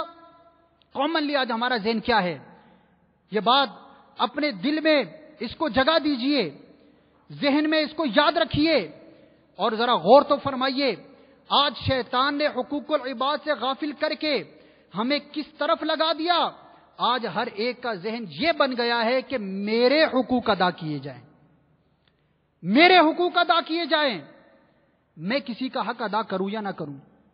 آپ غور کیجئے کتنی تحریکیں بنتی ہیں، کتنی یونینیں بنتی ہیں، کتنے احتجاج ہوتے ہیں، کتنے گھروں میں جھگڑے ہوتے ہیں، دوستوں میں جدائیاں ہو جاتی ہیں، میاں بیوی میں جھگڑا ہو جاتا ہے. کس بات پر؟ میرے حقوق ادا نہیں کر رہے. میرے حقوق ادا کرو، میرے حقوق ادا کرو. اے کاش کہ ہمارا یہ نعرہ ہوتا کہ ہے کوئی جس کا مجھ پر حق آتا ہے آ کر مجھ سے اپنا حق وصول کر لے. ہے کوئی جس کی رقم مجھ پر آتی ہو آ کے مجھ سے وصول کر لے. ہے کوئی جس کی میں نے دل آزاری کی ہو میں اس سے معافی مانگ لوں، اپنا بدلہ لے لے یا مجھے معاف کر دے. میرے پیارے اور میٹھے اسلام بھائیوں اور مدنی چینل کے ناظرین، ذرا غور تو فرمائیے ہم کس سمت جا رہے ہیں. حقوق کی ادائیگی کا مطالبہ کرنا ہماری زبان پر کتنا آسان ہو گیا، اور اگر کوئی حقدار اپنا حق وصول کرنے ہمارے پاس آ جائے تو ہمارا سلوک اس کے ساتھ کیا ہوتا ہے، ہم اس کے ساتھ کیسا سلوک کرتے ہیں. اگر حق ادا بھی کرتے ہیں تو کس بے دردی کے ساتھ ادا کرتے ہیں. کسی کا قرضہ لوٹاتے بھی ہیں تو اس کو کتنا ذلیل و خوار کر کے لوٹاتے ہیں. اگر کسی سے معافی مانگتے بھی ہیں تو کس طرح بے رخوئی کے ساتھ مانگتے ہیں. قربان جائیے میرے شیخ طریقت امیر اہل سنت کی سیرت مبارکہ پر، قربان جائیے اس مرد قلندر پر کہ جس نے ہمیں حقوق العباد ادا کرنے کا کیسا ذہن دیا. فقط ذہن نہیں دیا، فقط بیان نہیں کیا، فقط رسالہ احترام مسلم لکھ کر ہمیں پڑھنے کو نہیں کہا، بلکہ لاکھوں کے مجمع میں ہاتھوں کو جوڑ کر لوگوں سے اپنے حقوق کو معاف کرواتے ہوئے پایا ہے. لاکھوں کے مجمع میں. یہ کہنا آسان ہے، سوچنا بہت آسان ہے، لیکن ذرا تصور کریں ہم کسی ایک شخص کے سامنے اکیلے میں جھک کر لجاجت سے معافی نہیں مانگ سکتے، لاکھوں کے سامنے مانگنا تو بہت بڑی بات ہے. ہر شخص غور کرے، مجھ پر اگر کسی کا حق ہے، میں نے کسی کو ڈرایا تھا، دھمکایا تھا، کسی کو مارا تھا، کسی کو ناحق جو ہے میں نے جھاڑ دیا تھا، کیا میں اپنے اندر یہ جذبہ پاتا ہوں کہ اکیلے میں اس سے بلا کر ہاتھ جوڑ کر معافی مانگوں کہ بھائی اس دن میں نے تمہارے ساتھ زیادتی کی تھی، برائے کرم مجھے معاف کر دو.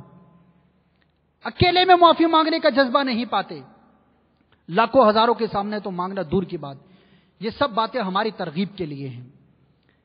میرے پیاروں میٹھے اسلام بھائیوں اور مدنی چینل کے ناظرین، آج کے اس اجتماع پاک کی برکت سے یہ نیت کر کے اٹھیے کہ آج کے بعد ہمارا نعرہ حقوق مانگنے کا نہیں بلکہ حقوق ادا کرنے کا ہوگا.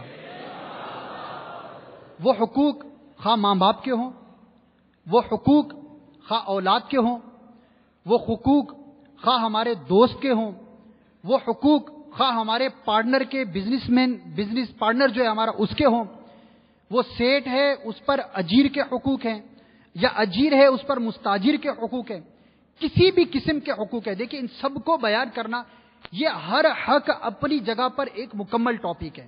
ماں باپ کے حقوق ایک مکمل ٹاپک ہے، اولاد کے حقوق ایک مکمل مضمون ہے، دوست احباب کے حقوق پورا ایک باب ہے. اسی طرح دیگر احباب کے رشتہ داروں کے حقوق یہ پوری کتاب ہے. ان سب کا بیان کرنا مشکل ہے، لیکن اگر ہمارا یہ ذہن بن گیا کہ جس کا مجھ پر حق آتا ہے مجھے وہ ادا کرنا ہے، تو پھر انشاءاللہ عز و جل ان تمام حقوق کی ادائیگی کرنے میں ہمیں کوئی مشکل درپیش نہیں ہوگی. اور اس جذبے پر استقامت پانے کے لیے مجھے کیا کرنا ہے؟ دعوت اسلامی کے مدنی ماحول کے ساتھ وابستہ ہو جانا ہے۔ یہ جو بات میں نے آپ کو ابھی کہی کہ دنیا کے اندر حقوق مانگنے والے تو آپ کو ملیں گے، ادا کرنے والے نہیں ملیں گے۔ دعوت اسلامی میں ادا کرنے والے بھی ملیں گے، کیونکہ دعوت اسلامی کے بانی اور امیر کی سیرت ہمارے سامنے، جب یہ بندہ دیکھتا ہے تو انسپائر ہوتا ہے، انسان متاثر ہوتا ہے کہ یار اتنی بڑی شان کا مالک شخص جب معافی مانگ رہا ہے، جبکہ تصور بھی نہیں ہے کہ وہ کسی کے حق تلفی کرتا ہوگا قصدن۔ حقوق العباد ادا کرنے کے امیر علیہ سنت کے واقعات آپ پڑھے اور سنے، باقاعدہ ایک رسالہ بھی ہے، تو آپ کی جو ہے وہ آنکھیں کھلی کی کھلی رہ جائیں گی کہ آپ حقوق کو ادا کرنے میں اتنا جذبہ رکھتے ہیں، اس کے باوجود حقوق کے معاملے میں اتنے زیادہ خوفزدہ رہتے ہیں، تو میں کیا، میری حیثیت کیا، میرا سٹیٹس کیا، میں کیا ہوں؟ تو انشاءاللہ عز و جل جب یہ سوچیں گے تو ہمیں حقوق کی ادائیگی کا اور دوسروں سے حق معاف کروانے کا جذبہ ملے گا۔ دعوت اسلامی کے مدنی ماحول سے وابستہ ہو جائیے، مدنی قافلوں میں سفر کو اپنا معمول بنا لیجئے۔ الحمدللہ محرم الحرام میں بکثرت اسلامی بھائیوں نے مدنی قافلوں میں سفر اختیار کیا۔ آنے والا مہینہ پتہ ہے کس کا ہے؟ ہمارے اعلیٰ حضرت کا۔ تو ہمیں ہر ماہ 3 دن کے مدنی قافلے کا حکم ہے امیر علیہ سنت کی طرف سے، ہر ماہ قافلے میں سفر کرنا ہے۔ جو کر چکے تو دوبارہ کرنا ہے، جنہوں نے محرم میں نہیں کیا انہوں نے زیادہ تاکید کے ساتھ کرنا ہے۔ تو اعلیٰ حضرت کے ایصال ثواب کے لیے ہی صحیح آئندہ مہینے 3 دن کے مدنی قافلے میں سفر کی نیت فرما لیجئے۔ اور جنہوں نے ابھی تک سفر نہیں کیا تو ابھی تو محرم جاری ہے، صبح ہی قافلے میں سفر اختیار کر لیجئے۔ انشاءاللہ آپ کو وہاں بھی حقوق ادا کرنے کا عملی طریقہ نظر آئے گا۔ جب آپ دیکھیں گے نا کہ کسی کو نہ جانے میں بھی دھکا لگ گیا تو اسلام میں ہاتھ جوڑ کر معافی مانگ رہا ہے، کھانا کھانے کے دوران بوٹی سرکا لینے، جو ہم نے ایک حق بیان کیا امام غزالی کے حوالے سے کہ ایک ہی شے ہے اور دونوں کو طلب ہے، ایک نے سرکالی کھا گیا تو اس نے حق ادا نہیں کیا، تو اس کا الٹ آپ پائیں گے کہ اگر وہاں پر کوئی اچھی شے ہے تو بجائے خود سرکا لینے کے دوسرے کو دیکھتا ہوا آپ پائیں گے۔ سفر کر رہے ہیں قافلے کے دوران تو آپ انشاءاللہ اسلامی بھائیوں کا محبت بھرا جذبہ دیکھیں گے کہ میرا بھائی سیٹ پر بیٹھ جائے، میں کھڑا ہوا ہی سفر پر راضی ہوں۔ تو انشاءاللہ عملی طور پر بندوں کے حقوق ادا کرنے کا آپ کو انشاءاللہ جذبہ ملے گا، سیکھنے کا موقع ملے گا۔ اللہ تبارک و تعالی ہم سب کو اس کے حقوق کے ساتھ ساتھ بندوں کے حقوق کو ادا کرنے کی بھی توفیق عطا فرمائے۔ آمین بجاہ النبی الامین صلی اللہ تعالی علیہ وسلم۔ درود پاک کے معمولات پورے کر لیجئے۔ اللہم صلی وسلم وبارک علی سیدنا محمد النبی الامی الحبیب العالی القدر العظیم الجاہ وعلی آلہ وصحبہ وسلم۔ بزرگوں نے فرمایا جو شخص ہر شب جمعہ یعنی جمعہ اور جمعرات کی درمیانی شب اس درود شریف کو پابندی سے کم ایک مرتبہ پڑھے گا، موت کے وقت سرکار مدینہ صلی اللہ تعالی علیہ وسلم کی زیارت کرے گا، اور قبر میں داخل ہوتے وقت بھی یہاں تک کہ وہ دیکھے گا کہ سرکار مدینہ صلی اللہ تعالی علیہ وسلم اسے قبر میں اپنے رحمت بھرے ہاتھوں سے اتار رہے ہیں۔ اللہم صلی وسلم وبارک علی سیدنا محمد النبی الأمی الحبیب العالی القدر العظیم الجاہ وعلی آلہ وصحبہ وسلم۔ اللہم صلی علی سیدنا و مولانا محمد وعلی آلہ وسلم۔ حضرت سیدنا انس رضی اللہ تعالی عنہ سے روایت ہے کہ تاجدار مدینہ صلی اللہ تعالی علیہ وآلہ وسلم نے ارشاد فرمایا، جو شخص یہ درود پاک پڑھے، اگر کھڑا تھا تو بیٹھنے سے پہلے اور بیٹھا تھا تو کھڑے ہونے سے پہلے اس کے گناہ معاف کر دیے جائیں گے۔ اللہم صلی علی سیدنا و مولانا محمد وعلی آلہ وسلم صلی اللہ علی محمد۔ جو یہ درود پاک پڑھتا ہے اس پر رحمت کے 70 دروازے کھول دیے جاتے ہیں۔ صلی اللہ علی محمد۔ جزا اللہ عنا محمدا ما هو اہل۔ حضرت سیدنا ابن عباس رضی اللہ تعالی عنہ سے روایت ہے کہ سرکار مدینہ صلی اللہ تعالی علیہ وسلم نے ارشاد فرمایا، اس درود پاک کو پڑھنے والے کے لیے 70 فرشتے 1000 دن تک نیکیاں لکھتے رہتے ہیں۔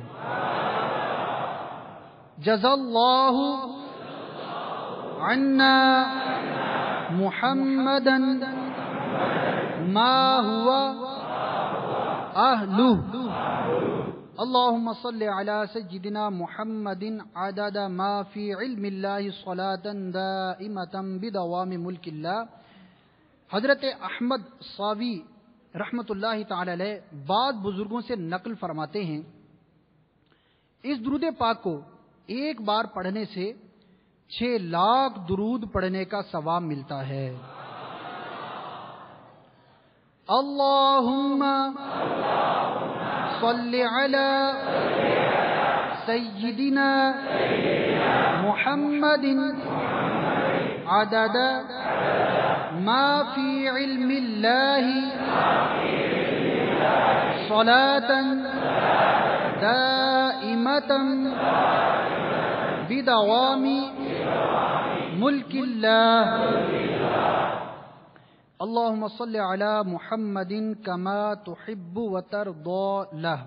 ایک دن ایک شخص آیا تو حضور صلی اللہ تعالی علیہ وسلم نے اسے اپنے اور صدیق اکبر رضی اللہ تعالی عنہ کے درمیان بٹھا لیا۔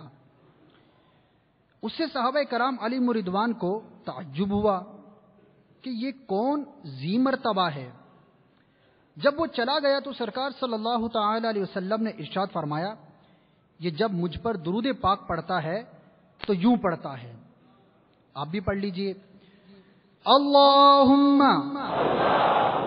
صلی علی محمد کما تحب وترضی لہ۔ جزاک اللہ۔ صلو علی الحبیب صلی اللہ تعالی علی محمد۔ اب انشاءاللہ تو ذکر ہوگا، اس کے بعد انشاءاللہ دعا ہوگی انشاءاللہ عز و جل۔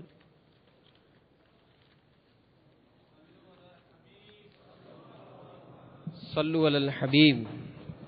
میٹھے میٹھے اسلام بھائیوں، الحمدللہ دعوت اسلامی زندگی کے ہر شعبے میں ہماری رہنمائی کر رہی ہے۔ ایک سلسلہ ہمارے اسی عالمی مدنی مرکز میں جاری ہے اور وہ ہے تاجر کو کیسا ہونا چاہیے۔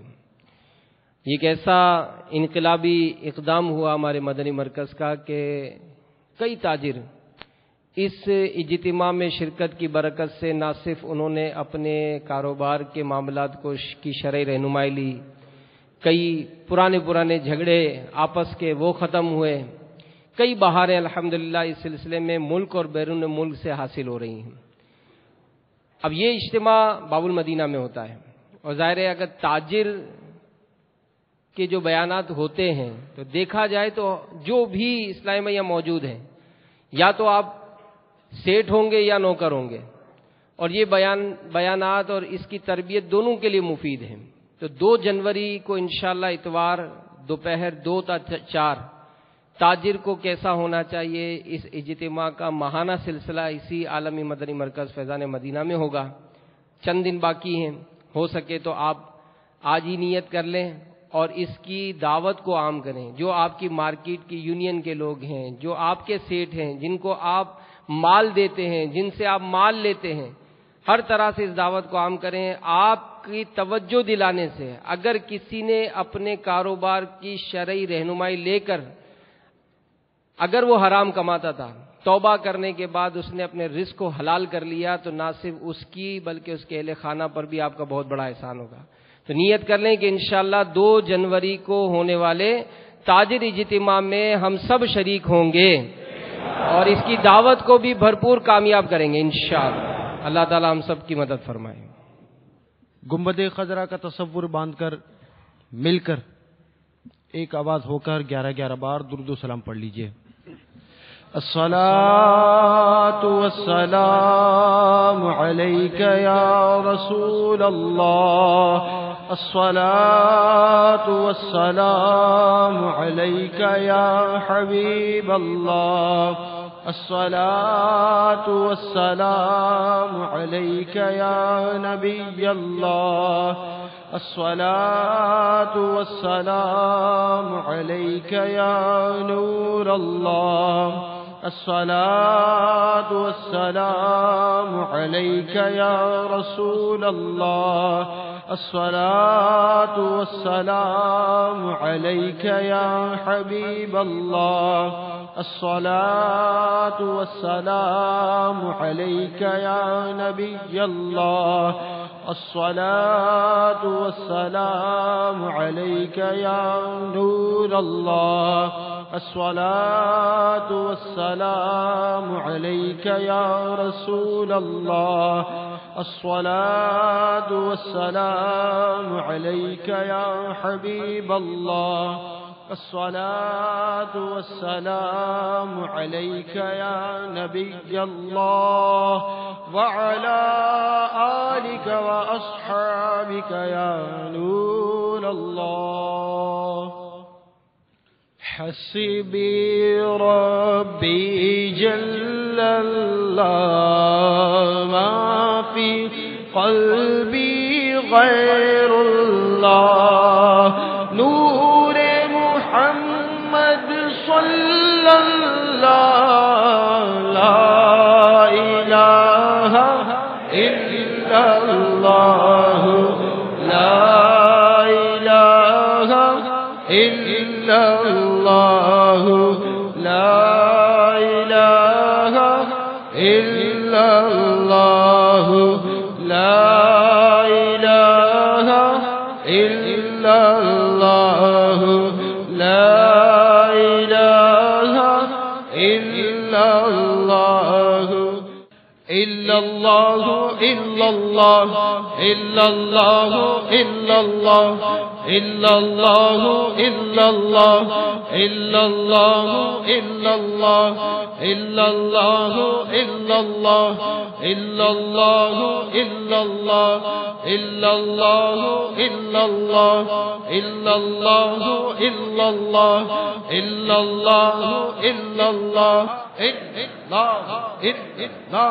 إلا الله إلا الله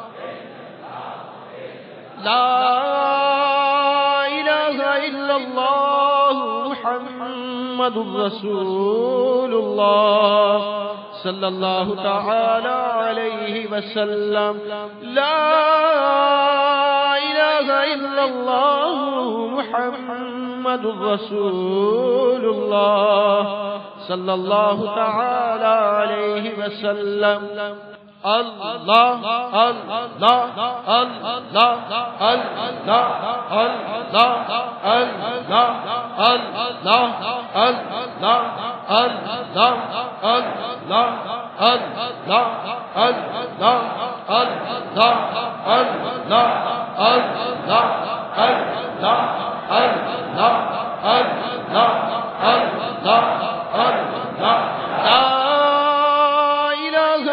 اللہ محمد رسول اللہ. اللہ اللہ اللہ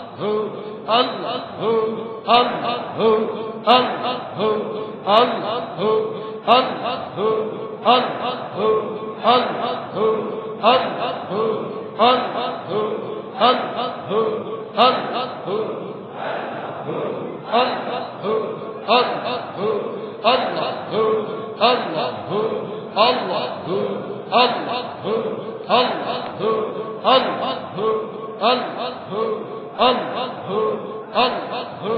صلی اللہ تعالی علیہ وسلم. لا الہ الا اللہ محمد رسول اللہ صلی اللہ تعالی علیہ وسلم. گنبد خضرا کا تصور باندھ کر مل کر ایک آواز میں درود و سلام پڑھیے. الصلاة والسلام علیک یا رسول اللہ. الصلاة والسلام علیک یا حبیب اللہ. الصلاة والسلام علیک یا نبی اللہ. الصلاة والسلام علیک یا نور اللہ. الصلاة والسلام علیک یا رسول اللہ. الصلاة والسلام علیک یا حبیب اللہ.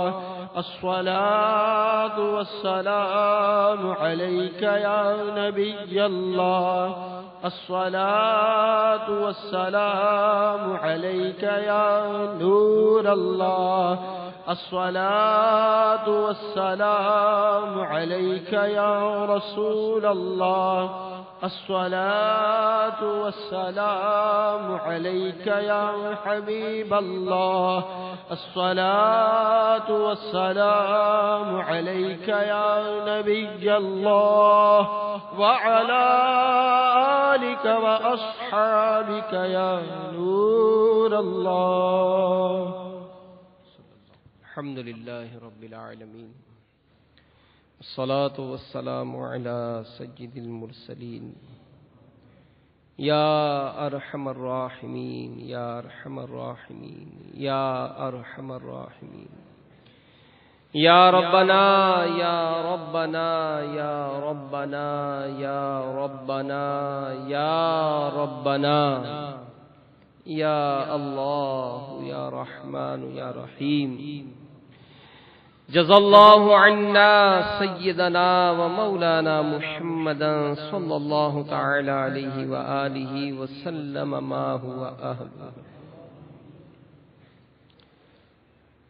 آہ ہر لمحہ گناہ کی کثرت و بھرمار ہے. آہ ہر لمحہ گناہ کی کثرت و بھرمار ہے. غلبہ شیطان ہے اور نفس بد اتوار ہے. مجرموں کے واسطے دوزخ بھی شعلہ بار ہے. ہر گناہ قصدن کیا ہے اس کا بھی اقرار ہے. تو نے دنیا میں بھی عیبوں کو چھپایا یا خدا. تو نے دنیا میں بھی عیبوں کو چھپایا یا خدا. حشر میں بھی لاج رکھنا تو خدا ستار ہے. بندہ بدکار ہوں میں بے حد ذلیل و خوار ہوں. بندہ بدکار ہوں بے حد ذلیل و خوار ہوں. مغفرت فرما الہی مغفرت فرما الہی مغفرت فرما الہی. تو خدا غفار ہے. مغفرت فرما الہی تو خدا غفار ہے. چھپ کے لوگوں سے کیے جس کے گناہ چھپ کے لوگوں سے کیے جس کے گناہ وہ خبردار ہے کیا ہونا ہے. وہ خبردار ہے کیا ہونا ہے. وہ خبردار ہے وہ خبردار ہے وہ خبردار ہے کیا ہونا ہے. اے مالک تیرے گناہگار بد کردار بدتوار ہر طرح سے بیکار بندے تیری بارگاہ میں اپنے گناہوں سے لتھڑے گندے گندے کالے کالے ہاتھ دراز کیے حاضر ہیں۔ مولا اپنے گناہوں کا اقرار کرتے ہیں، شب و روز گناہوں میں بسر ہوئے مولا اقرار کرتے ہیں۔ اگر نمازیں پڑھی بھی ہیں مولا تیری بارگاہ کے شایہ نشان نہیں، دعا مانگ بھی رہے ہیں پھر بھی خشوع نہیں، توجہ نہیں۔ مولا نفس و شیطان کے مارے ہوئے مولا تیری بارگاہ میں شرمسار حاضر ہیں۔ اے مالک ہمارے گناہوں کی طرف نظر نہ کر، اپنی رحمت کاملہ کے صدقے، اپنے پیارے محبوب کے رخ روشن کے صدقے اے مالک و مولا ہمارے گناہوں کی سیاہی کو دھو ڈال۔ مولا ہمارے گناہوں کو معاف کر دے، اے مولا ہمیں بخش دے مالک ہمیں بخش دے۔ تجھے واسطہ سارے نبیوں کا مولا، تجھے واسطہ سارے ولیوں کا مولا، تجھے واسطہ میرے مرشد کا مولا، میری بخش دے ہر خطا یا الہی، میری بخش دے ہر خطا یا الہی، میری بخش دے ہر خطا یا الہی۔ مولا اب تک جو تیرے حقوق ہم نے ضائع کیے مولا اس سے توبہ کرتے، اے مالک ہماری توبہ قبول کر لے۔ یا اللہ آج تک ہم نے جن جن بندوں کے بھی حقوق طلب کیے اے مولا ان کی مغفرت فرما دے، مولا ان کو ہم سے راضی کر دے۔ یا اللہ جن بندوں کے حقوق ہم نے ضائع کیے ان کو ہم سے راضی کر دے، دنیا میں ہی ان کو ہم سے راضی کر دے۔ مولا قیامت کے میدان میں ہم سے پرسش نہ ہو، اے مالک ہمارے نامہ اعمال میں تو کچھ بھی نہیں ہے، ہمارے نامہ اعمال میں کچھ بھی نہیں ہے۔ اگر ہم نے جن کے حقوق طلب کیے قیامت کے میدان میں جب سورج 1.25 میل پر آگ برسا رہا ہوگا، زمین تانبے کی ہوگی، نفسا نفسی کا عالم ہوگا، زبانیں سوکھ کر باہر نکل پڑیں گی۔ اے مولا ہم نے سنا کہ پسینوں میں لوگ ڈبکیاں کھا رہے ہوں گے، نامہ اعمال کھولا جائے گا، آنکھیں گناہوں کی گواہی دے رہی ہوں گی، ہاتھ گناہوں کی گواہی دے رہے ہوں گے۔ اے اللہ ایسے عالم میں اگر حقوق العباد والوں نے اپنا معاملہ کھول دیا، اپنے حقوق کا بدلہ مانگ لیا، ہم کہاں جائیں گے؟ اے مولا دنیا میں ہی ان تمام کو ہم سے راضی کر دے، مولا ان تمام کو ہم سے راضی کر دے، بے حساب ان سب کی مغفرت کر دے۔ آج تک جن کی غیبتیں کی مولا ان کو ہم سے راضی کر دے، جن پر ہم نے بہتان باندھا ان کو ہم سے راضی کر دے، مولا جن کے بارے میں بدگمانیاں کی مولا ان کو ہم سے راضی کر دے، ہمارے ماں باپ کو ہم سے راضی کر دے، ہمارے پڑوسیوں کو ہم سے راضی کر دے، جن جن سے ہمارا تعلق ہوا مولا ان تمام کو ہم سے راضی کر دے۔ ہم سے تو بھی راضی ہو جا مولا، تو بھی راضی ہو جا اور کبھی بھی ہم سے ناراض نہ ہونا، عفو کر اور صدا کے لیے راضی ہو جا، گر کرم کر دے تو جنت میں رہوں گا یا رب۔ مولا اگر ہمارے گناہ معاف ہو جائے، اگر ہماری بے حساب بخشش ہو جائے، تیری رحمت میں کوئی کمی نہ ہوگی مولا۔ یہ سینکڑوں اسلامی بھائی تیری بارگاہ میں ہاتھ اٹھائے حاضر ہیں، جو ان میں تیرا سب سے مقبول بندہ ہے، اے مولا اس کے صدقے میں ہم سب کو بے حساب بخش دے، بے حساب بخشش فرما دے، بے حساب محبوب کی شفاعت کے صدقے قیامت کے دن جنت میں داخلہ عطا کر دینا، اور جنت میں بھی آقا کے قدموں میں میٹھے میٹھے مرشد کے ساتھ ہمیں جگہ عطا کر دینا۔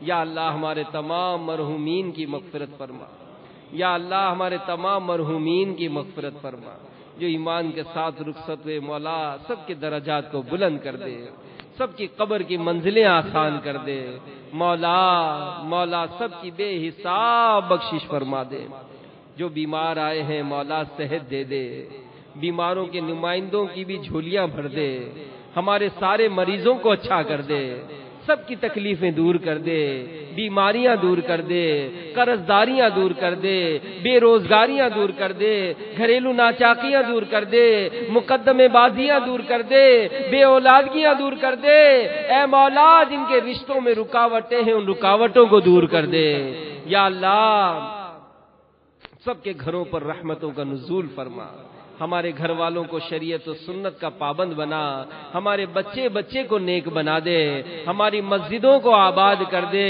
نمازیوں میں برکت دے دے، مولا ہم سب کا دل مدنی کاموں میں لگا دے، مرشد مدنی کام کرنے والے سے راضی ہوتے ہیں، مولا ہمیں مرشد کا منظور نظر بنا دے، مولا مرشد کا منظور نظر بنا دے، مدنی انعامات کا ہمیں عامل بنا دے، یا اللہ آنکھوں کا قفل مدینہ دے دے، زبان کا قفل مدینہ دے دے، دوزخ کی کہاں تاب ہے کمزور بدن پر، ہر عضو کا تار لگا قفل مدینہ، ہر عضو کا اے اللہ ہمیں قفل مدینہ لگا عطا کر دے، مولا کرم کر دے ہماری خالی جھولیوں کو گوہر مراد سے بھر دے، جن کے دلوں میں جو تمنائیں ہیں، جو مرادیں ہیں، جو آرزو ہیں، مولا کسی کو خالی نہ لوٹانا، اے اللہ یہ بڑے امیدوں سے اجتماع میں آتے ہیں، قافلوں میں سفر کرتے ہیں، اے مولا سب کی تمام دلی نیک جائز مرادیں پوری کر دے، یا اللہ جو مدنی قافلوں میں صبح سفر کر رہے ہیں مولا ان کی بھی مدد فرما دے، جو مرادیں لیے جا رہے ہیں مولا سب کی مرادیں پوری کر دے، دنیا بھر میں دعوت اسلامی کی مدنی کاموں کی دھومیں مچانے کے لیے اے مولا ہمیں قبول فرما لے، سنتوں کی خدمت کے لیے ہمیں قبول فرما لے، دعوت اسلامی کے مدنی ماحول اور امیر اہل سنت کی غلامی پر ہم سب کو استقامت عطا کر، امیر اہل سنت کے علم میں، عمر میں، عمل میں برکتیں عطا فرما، ان کا سایہ تا دیر ہم پر قائم و دائم فرما، ہمارے ملک پاکستان کو سلامتی اور استحکام عطا کر، یا اللہ اندرونی بیرونی سازشوں سے ہمارے ملک کو، اس کے رہنے والوں کو محفوظ فرما، دنیا بھر میں جہاں جہاں مسلمان پریشان ہیں سب مسلمانوں کی پریشانیاں دور کر دے، جس کسی نے بھی دعا کے واسطے یا رب کہا کر دے پوری آرزو ہر بے کسو مجبور کی، اپنا شرف دعا سے ہے باقی رہا قبول، یہ جان ان کے ہاتھ میں کنجی اثر کی ہے، منگتے ہیں کرم ان کا صدا مانگ رہے ہیں، دن رات مدینے کی دعا مانگ رہے ہیں، سنتوں کی خوب خدمت ہم صدا کرتے رہیں، مدنی ماحول اے خدا چھوٹے نہ ہم سے عمر بھر، ان اللہ و ملائکتہ یصلون علی النبی یا ایھا الذین آمنوا صلوا علیہ وسلموا تسلیما، صلی اللہ علی النبی الأمی وآلہ صلی اللہ علیہ وسلم، صلاۃ و سلام علیک یا رسول اللہ، سبحان ربک رب العزۃ عما یصفون وسلام علی المرسلین والحمد للہ رب العالمین، بحق لا الہ الا اللہ محمد رسول اللہ۔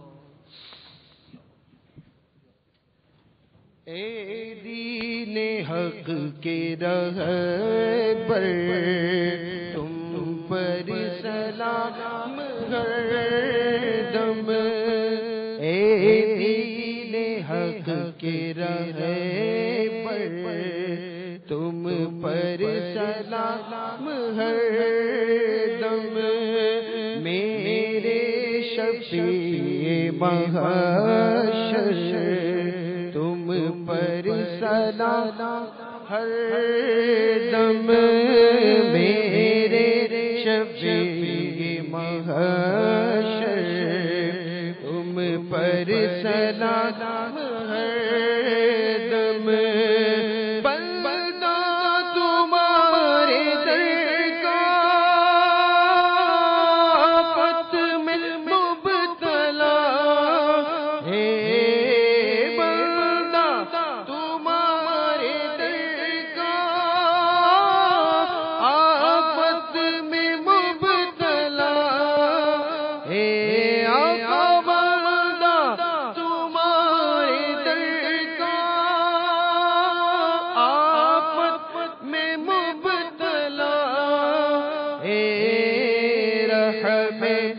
حبیب داور تم پر سلام ہر دم رحم حبیب داور تم پر سلام ہر دم میرے شفیع محشر تم پر سلام للہ ہماری فریاد کو پہنچیے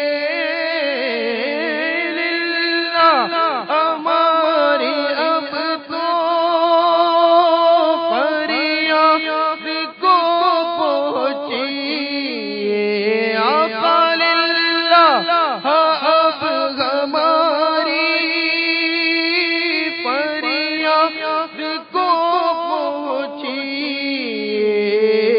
بے حد حال اب تر تم پر سلام ہر دم بے حد ہے حال اب تر تم پر سلام ہر دم بے حد ہے حال اب تر تم پر سلام ہر دم غوث اعظم امام تقا بندوں کا جلوہ شان قدرت بلا کو سلام مجھ سے خدمات کے قدسی کانگے رضا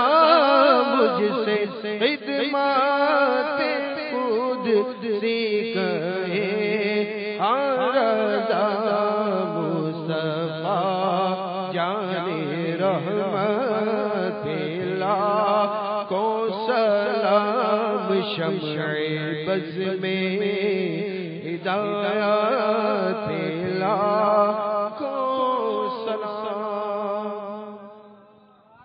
الصلاة والسلام علیک یا رسول اللہ وعلی آلک واصحابک یا حبیب اللہ سبحانک اللہم وبحمدک لا الہ الا انت استغفرک واتوب الیک سبحانک اللہم وبحمدک لا الہ الا انت استغفرک واتوب الیک سبحانک اللہم وبحمدک لا الہ الا انت استغفرک واتوب الیک ان اللہ وملائکتہ یصلون علی النبی یا ایہا الذین آمنوا صلوا علیہ وسلموا تسلیما صلی اللہ علی النبی الأمی وآلہ صلی اللہ علیہ وسلم صلاة وسلاما علیک یا رسول اللہ